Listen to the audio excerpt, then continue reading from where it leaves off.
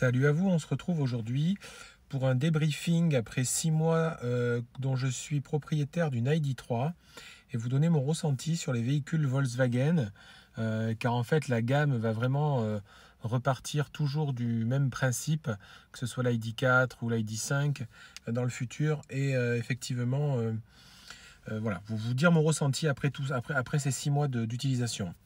Le véhicule, en premier lieu, effectivement, est plutôt agréable. Ça, il y a rien à redire, effectivement, hein. Globalement, la conduite, voilà, ça reste du Volkswagen. On est dans un véhicule de cette gamme-là. On peut pas critiquer en soi. Toutefois, il y a des points qui sont positifs et il y a des points qui sont un petit peu plus négatifs. Justement, regardez sur la vidéo là, à ce moment-là, ça c'est assez sympa. C'est cette ligne colorée qu'il y a devant le pare-brise. Et vous allez voir que je fais un freinage d'urgence. Vous voyez, la ligne en fait s'éclaire rouge au même moment que l'on s'approche assez rapidement d'un véhicule avec un effet sonore dans la voiture. Voilà, ça c'est une des créations, une des évolutions que Volkswagen a réussi à faire correctement. Il faut savoir également que cette ligne, quand on est sur le GPS, qu'il faut tourner vers la droite, il y a un défilement effectivement de lumineux vers la droite. Vous avez aussi en fait cette ligne, quand on la recharge, c'est la taille de la jauge, on va dire, de notre batterie. Voilà, donc c'est une belle création. Je n'ai pas la longue vue en effet 3D là, comme il peut y avoir dans le pare-brise, comme sur les modèles les plus haut de gamme. Mais c'est pareil, apparemment, c'est une belle avancée technologique. Le seul problème, c'est que toute cette partie technologique, c'est pas encore au point du tout. C'est-à-dire qu'il y a des bugs.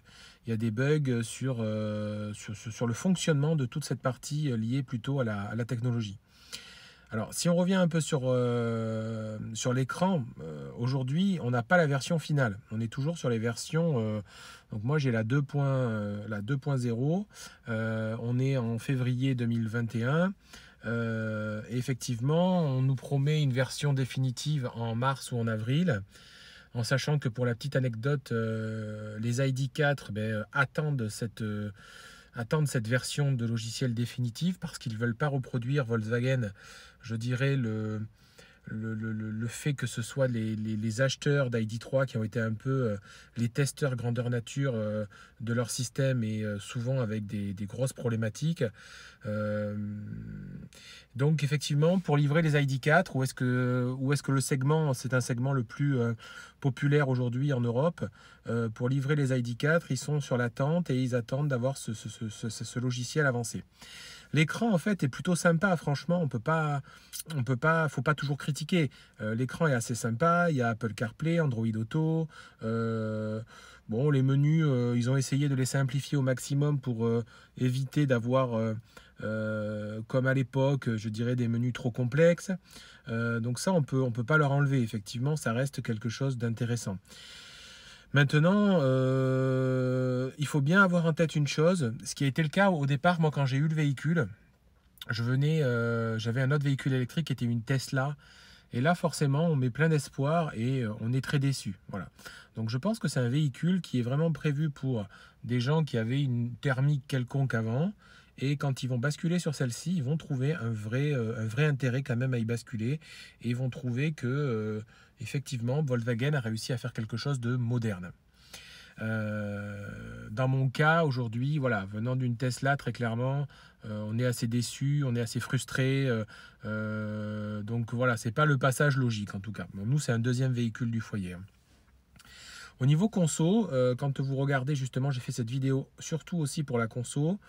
On voit que sur un trajet qui va faire environ 40 km, souvent quand on démarre, on met souvent sur les premiers kilomètres sur des consommations à 20 kWh au 100, parce qu'effectivement c'est tout de suite le fait que la batterie doit se mettre à température, qui consomme un petit peu plus.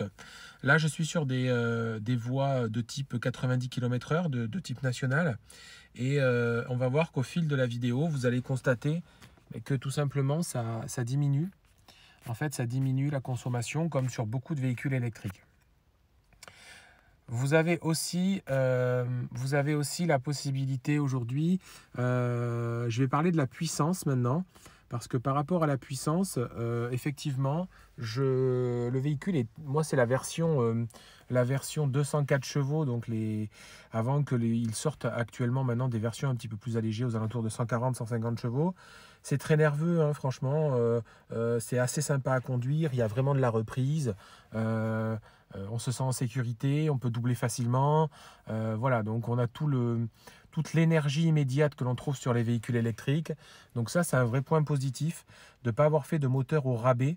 Comme voilà, on veut des fois peut trouver sur des Zoé ou des choses comme ça. On est vraiment sur une version de véhicule plutôt moderne et plutôt dynamique. Euh, Si on parle un petit peu de la recharge rapide qui est livrée avec ce véhicule, il est pour le moment annoncé à une recharge rapide de 100 kWh, ce qui sous-entend qu'effectivement on a aujourd'hui assez de rapidité. On peut recharger environ en 30 minutes l'équivalent de 80% de la batterie. Donc ça, c'est au niveau des standards attendus en 2021. Alors, il ne faut pas moins, mais bon, voilà, on est quand même dans une gamme sympa. Si on veut faire des trajets longs, on peut très bien, voilà, avec les chargeurs aujourd'hui Ionity sur une grosse partie de la France, faire des trajets longs plutôt confortablement. Moi ensuite, sur ce véhicule, ce que j'avais à vous dire de plus, c'était l'habitabilité. D'accord. Nous, on a le besoin régulièrement de mettre 3 enfants à l'arrière. Et franchement, ça reste effectivement un véhicule de la gamme compacte familiale, mais on arrive effectivement à voyager et à mettre 3 enfants à l'arrière sans problème, d'autant plus que le coffre est aussi avec une taille assez conséquente. Donc la promesse de dire on a l'habitabilité d'une Passat, ce qui était un peu l'argument de vente de Volkswagen au départ. Alors bon, je sais pas, je dirais peut-être pas une Passat, mais en fait, on a vraiment une belle Golf et une grande Golf. Voilà, ça, on peut pas revenir dessus, on peut pas, voilà, on peut pas le critiquer.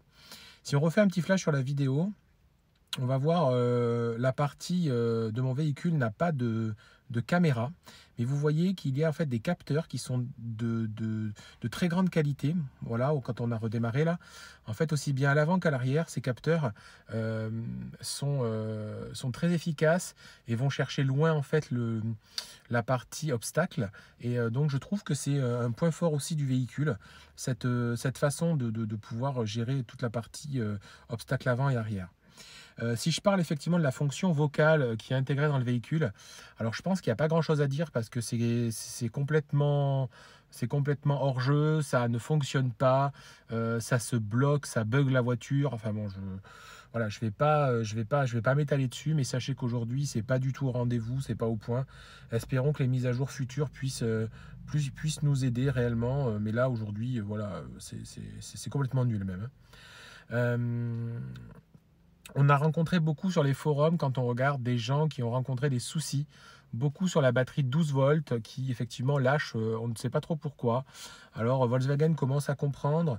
Moi je pense qu'il y a aussi un problème sur les éditions First que personnellement je déconseillerais parce que c'est les modèles qui sont restés longtemps sur parc, quasiment une année sur parc avant d'être commercialisés. Donc celle-ci, personnellement, j'en ferai l'impasse. Et après, bon, on rencontre tout un tas de problèmes, de clés qui se désactivent, voilà, d'écrans assez capricieux. Bon, moi, aujourd'hui, clairement, je ne peux pas le dire, mais je n'ai pas été embêté par ça. C'est-à-dire que je n'ai pas eu de gros problèmes techniques. Pour conclure, personnellement, oui, je conseillerais d'acheter ce type de véhicule. Alors, entre parenthèses, le jour où la mise à jour sera vraiment complète et aboutie, à tous les possesseurs d'anciennes thermiques qui veulent passer sur de l'électrique. Mais en fait, je conseillerais plutôt des versions d'entrée de gamme, soit en location parce qu'ils ont des offres en LLD vraiment compétitives, ou alors pourquoi pas à l'achat, parce qu'effectivement avec le bonus écologique actuellement de 7000 et la prime à la conversion de 5000, on arrive à avoir un véhicule à un tarif à moins de 30 000 euros, aux alentours de 25-30 000 euros dans les entrées de gamme. Mais je ne conseillerais pas les modèles haut de gamme. Moi, si j'ai le budget d'acheter une ID 3 ou 4 en modèle haut de gamme, ben, franchement, j'achète une Tesla. J'achète pas ce type de véhicule qui, malgré le progrès qu'il a fait, est encore très très en retard sur, je dirais, le number one électrique qui est Tesla. Si on refait un petit point conso pour la fin de la vidéo, ben on voit qu'on tend gentiment vers 15 kWh au 100, ce qui est un petit peu plus cohérent, je dirais, en consommation. Voilà. Bon, moi, je pense que c'est une bonne base à prendre sur un trajet un peu plus long. Voilà, 15 kWh au 100, ça reste correct. Moi, ce que je peux vous encourager, bah, c'est d'aller effectivement en concession voir ce véhicule. Voilà, et d'aller l'essayer. Ça permet à beaucoup de personnes, bah, de se rendre compte. En tout cas, à nouveau, bah, je recommande complètement le véhicule à partir du moment où la partie mise à jour logicielle sera vraiment servie et sera proposée à tous. Une dernière remarque, j'ai vu que l'ID4, il sortait une version un peu plus accessible avec un kilométrage de 345 WLTP.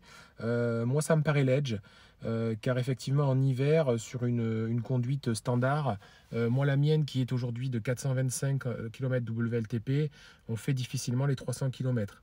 Donc acheter un ID4 avec 345 annoncés, j'ai du mal à penser qu'on fasse plus de 200-250 km. Donc moi, je ferai l'impasse sur cet ID4.